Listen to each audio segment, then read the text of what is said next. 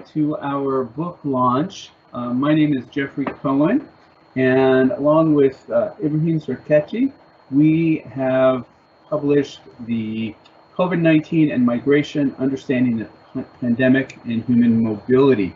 And we're very honored to have all of you here with us for our launch that is being supported through Columbia University. And we thank them for their support today. What we're going to do is we have several of the authors who contributed to our volume. You can see them listed on the program here.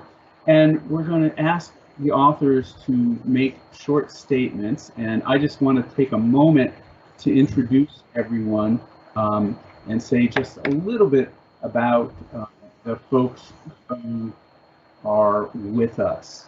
So this volume is the result of an incredible effort by the editor-in-chief Ibrahim Sirkeci, and who invited me to come along with an opportunity to take a stab at understanding the ways in which the COVID-19 pandemic has complicated and impacted on migration and human mobility.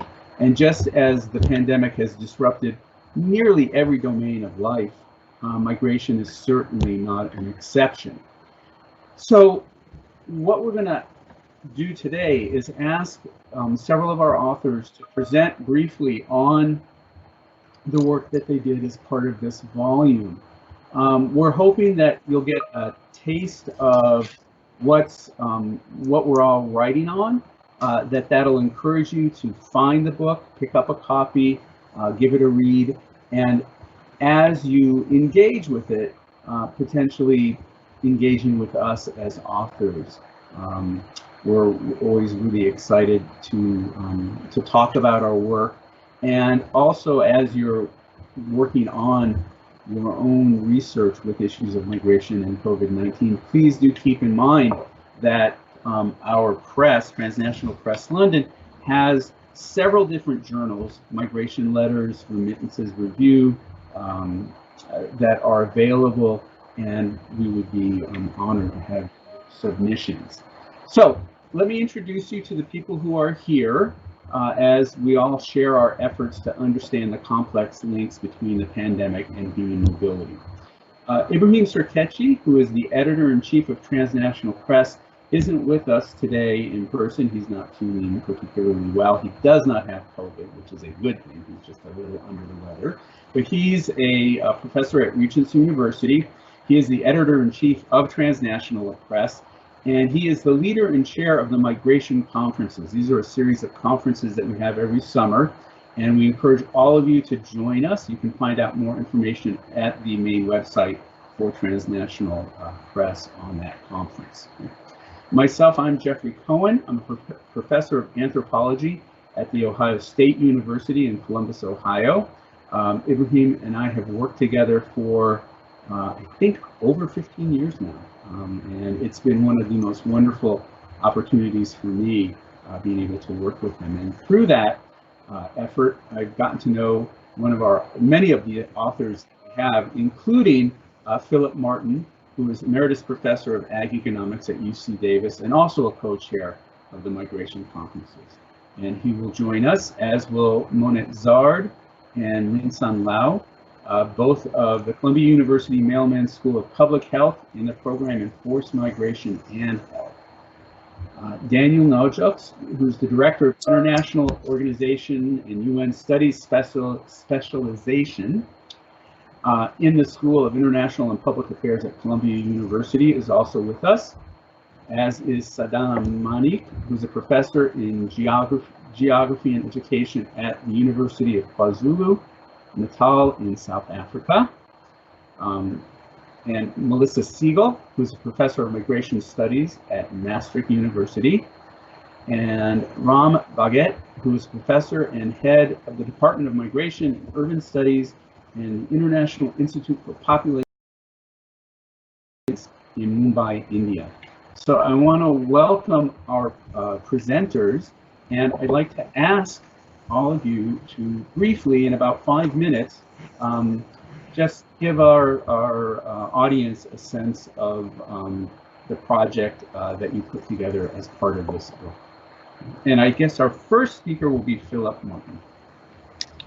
Well, thank you, Jeff, and I want to thank everyone for joining this morning, and thank Ibrahim in particular, who has done an extraordinary job in both putting out articles in journals that are timely and good, as well as books, including this book, which is coming out very quickly after in a year in which many things were transformed. I'm going to focus on the impacts of COVID in agriculture. As you probably know, agriculture is the world's largest single sector of employment. So I'm not sure if I'm in control, but you can keep moving along on the slides, please, because we get through in 5 minutes. I guess I can request control, but I can't move the slides. There we go. So the idea is we've now got we're talking about a sector that employs 1 out of 4 workers in the world. And it's important probably to remember that in industrial countries, less than 5% of workers are in agriculture. In developing countries, it's more than half. And the hired workers in both industrial and developing countries tend to be vulnerable. They tend to be local workers who can't find non-farm jobs, or they tend to be guest workers who move in. So what did COVID do? We had economic lockdowns to reduce the spread of the virus. We know that food is essential, but there were very uneven effects of COVID in the food sector. The first big thing to remember is that in farms, in the fields, there really wasn't that much COVID. Where was COVID mostly? In meat packing and in food processing, where thousands of workers were close together in cold and wet climates. We know a whole lot of people lost their jobs in restaurants and hospitality.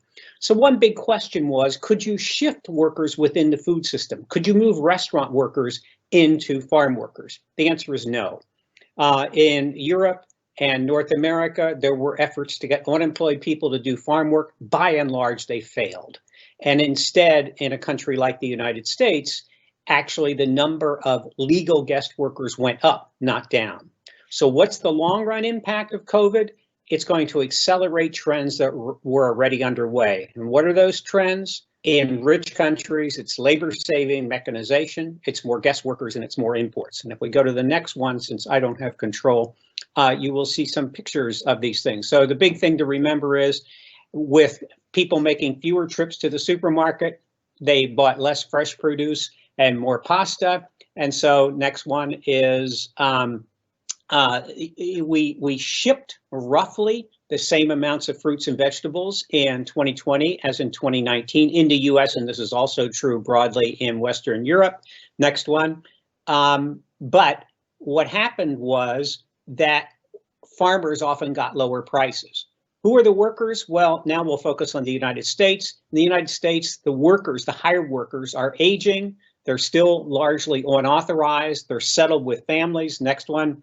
So when you think of a typical farm worker in the United States, it's somebody who is a Mexican-born man, about 40 years old, settled in one place with US-born children. Next one is, what did COVID-19 do? It raised costs for PPE, for housing, transportation. Remember, in ag and production ag, it wasn't quite as much as in some other places because there were already a lot of food safety rules. So what does COVID-19 do? It accelerates 3 trends already underway: mechanization, guest workers, and imports. So the next one is showing mechanization.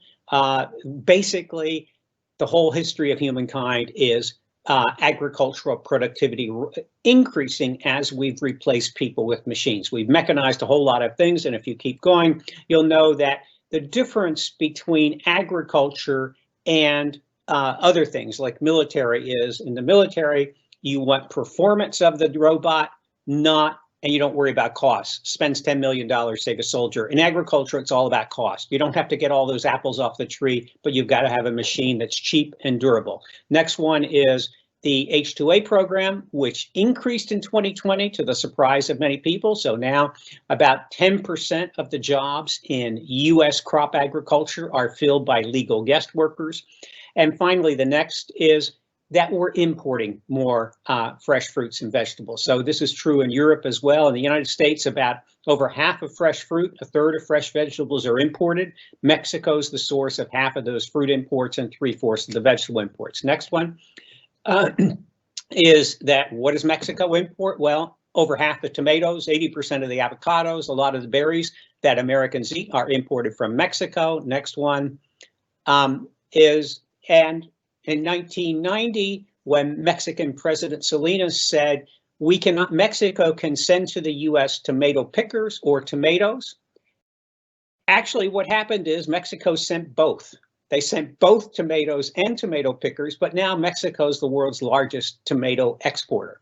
So what happened, what was predicted came true. So how do we end? We end with that the idea is that COVID-19 speeded up changes in agriculture that were already underway. Machines don't get sick, but of course, machines you have to pay for whether there's a crop or not. With workers, you don't pay if there's no crop to pick. It's not clear that whether consumers are going to accept machine harvested produce. Guest workers are loyal in the sense that they have contracts, they got to stick with you. Imports are a case of trade in place of migration, but there are food security, food safety issues. And so the takeaway message from all this is agriculture is a sector that did provide food despite COVID and is now going to change in ways that were occurring before COVID and now perhaps changing even faster. Let me stop there and thank you for your attention. Thank you.